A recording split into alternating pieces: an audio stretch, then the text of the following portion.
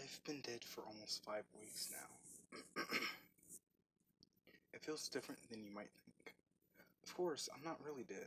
If I were, I wouldn't be able to write this account of what happened to me. But legally, at least, I have been declared dead. Once you're dead, it's surprisingly difficult to prove you are alive. The event that caused my death took place 3 months ago. I was due to catch the late flight from Williamson County Airport to St. Louis. Since leaving the Army, I've worked as an insurance claim investigator, so my work takes me all over the US. I take upwards of 250 flights per year, so I end up in my fair share of tiny regional airports. Williamson is small, but not the smallest I've been through. I got to the airport at 6 p.m. in plenty of time for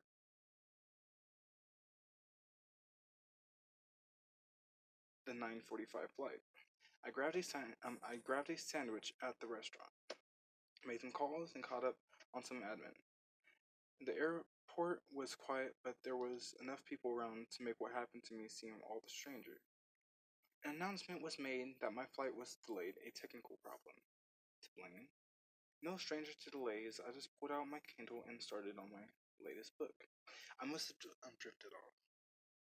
Excuse me, sir. What? I was startled into alertness.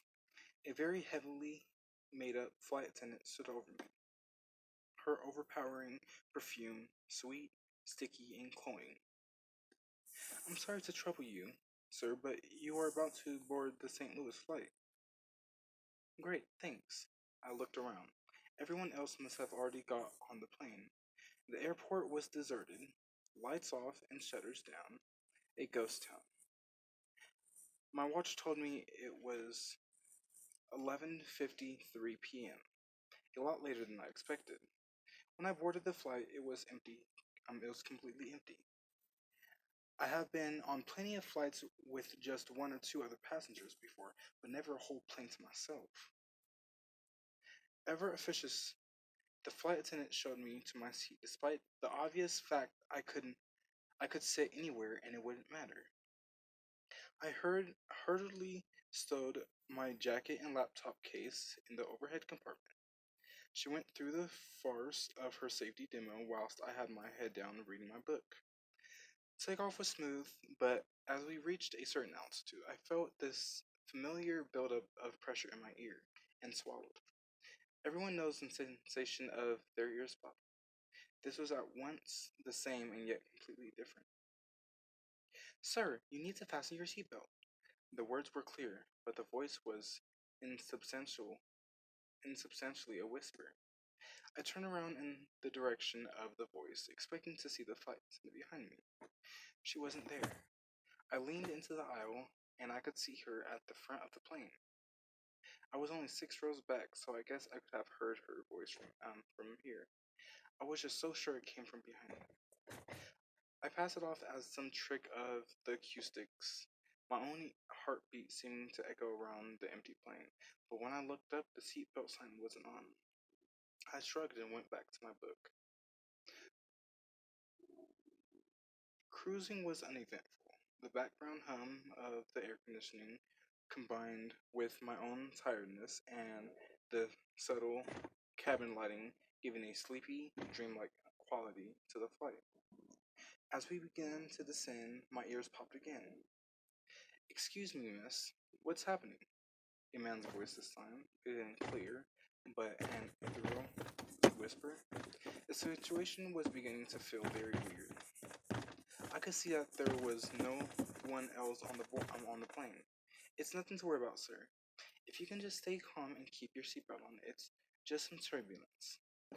The plane had indeed begun to shake a little as the plane began its descent through the clouds. The voice gained substance.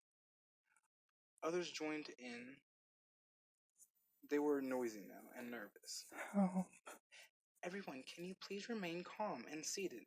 The flight attendant spoke loudly, trying to take over the raising cacophony of panicked questions. The whispers turned to screams and weeping pleas. Behind me, I could hear a furious I prayer, don't want to die begging yet. a mercilessly, Please, no. unhearing God not to let his faithful servant die so young. A life of promise unfulfilled. I'm A mother wept scared. as she tried to calm her crying baby, her soothing words unable to mask the terror in her voice. The pitch and intensity rose as the plane descended.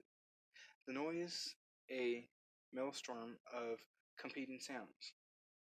No! Ah! Help! The wheels touched down and the voices quieted. I was hyperventilating, fingers digging painfully into the Not armrests, yet. my brow slick with sweat. I hurried off the plane through the deserted airport, eventually slumping into bed in my nameless, faceless hotel room. Laying there in the still and quiet darkness, I rationalized it away. A panic, some one-off hit of anxiety about a landing I made dozens of times. Each month, I managed to convince myself and succumbed to the fatigue and slept.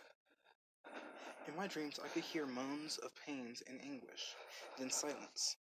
The morning brought a sense of normality. I got in the elevator down to breakfast. It's so cold. I whipped around at the faint whisper, already knowing no one was in the lift with me. As I drove to my next appointment, I heard the news about the crash on the radio of the hire car, a Cape Air flight, the morning plane from Williamson County Why are you to not St. with Louis. us? There were no survivors from the 27 passengers on board. Where are you? The ghostly voice sounded like it came from the seat behind me, not the radio. I checked the rearview mirror. Nothing. But I wanted to be sure. I almost veered off the road, straining over my shoulder to look around Sir, the rear of the car. It was when I got back to St. Louis airport that night that I realized I had lost my I passport. need you. I didn't need it for the international flight, as my driving license would suffice. But it was a pain to have lost it. When I got home the next day, I rang the St. Louis hotel. They were sorry, but no passport had been found by housekeeping. I'd shown it to board the Williamson flight, so the only other place um was I had left it on the plane. So the only other possibility was I had left it on the plane. The phone connected. Hello? I think I may have left my passport on board a flight took 2 days ago. You should be here with us. It's so cold. The whisper came echoing down the line. What? I'm transferring you to our lost property department, sir, Sir, the lady repeated. why don't you want to come with Hello, me? Cap Air Lost Property. How can I help you today? I need you. Hello, my name is Captain Lionel Sinclair. I think I might have Please. left my passport on one of your flights 2 days ago. Okay, sir. Which flight was that? The 2145 from Williamson to St. Louis, flight number 9K1114. Come join us. Pardon? I'm just checking our database now, sir. There was a long pause. I could hear the keyboard tapping. Sir, could you please confirm the date of your flight again, please? Wednesday, 21st March, 2145, flight Williamson to St. Louis. Flight number 9K1114, I repeated. I'm sorry, sir, could you please hold? So cold here, and you're so warm. Hello? Is this Mrs. Sinclair? A new voice asked. Captain Why? Sinclair, I corrected impatiently.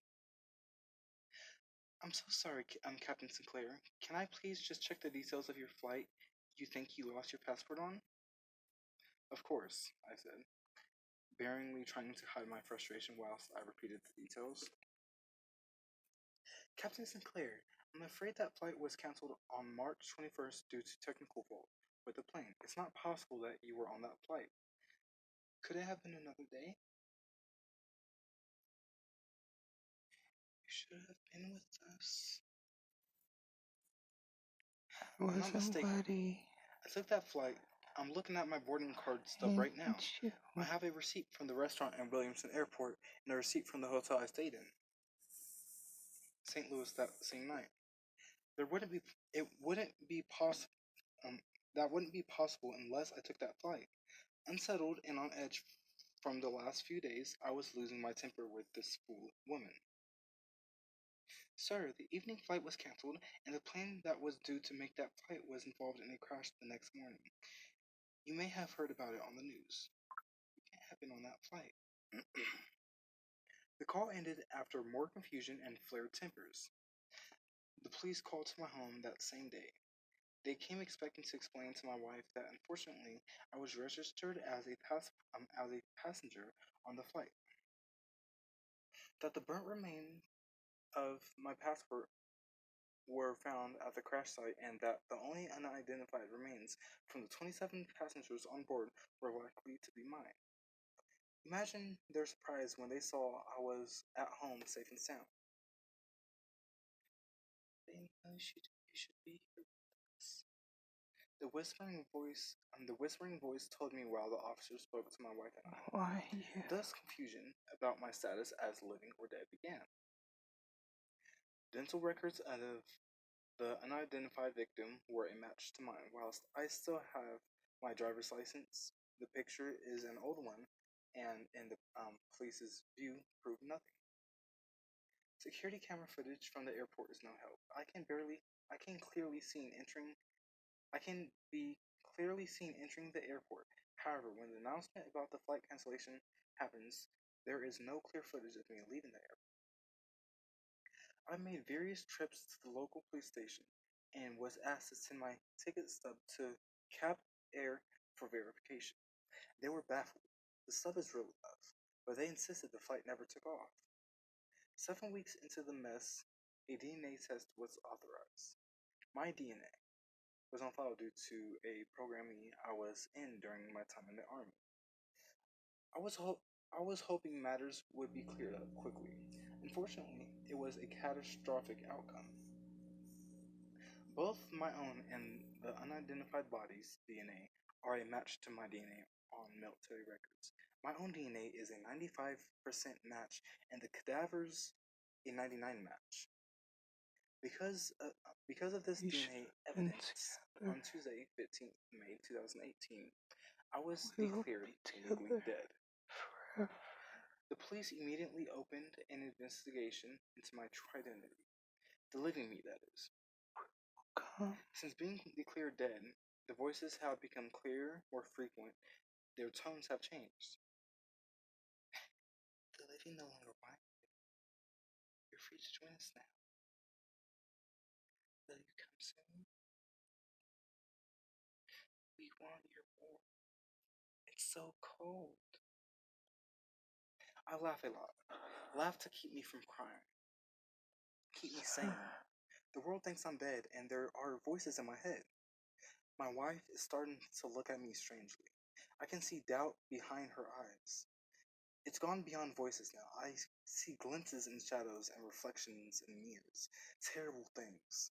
Burnt and broken and shivering with cold. Several things trouble me beyond my own sanity.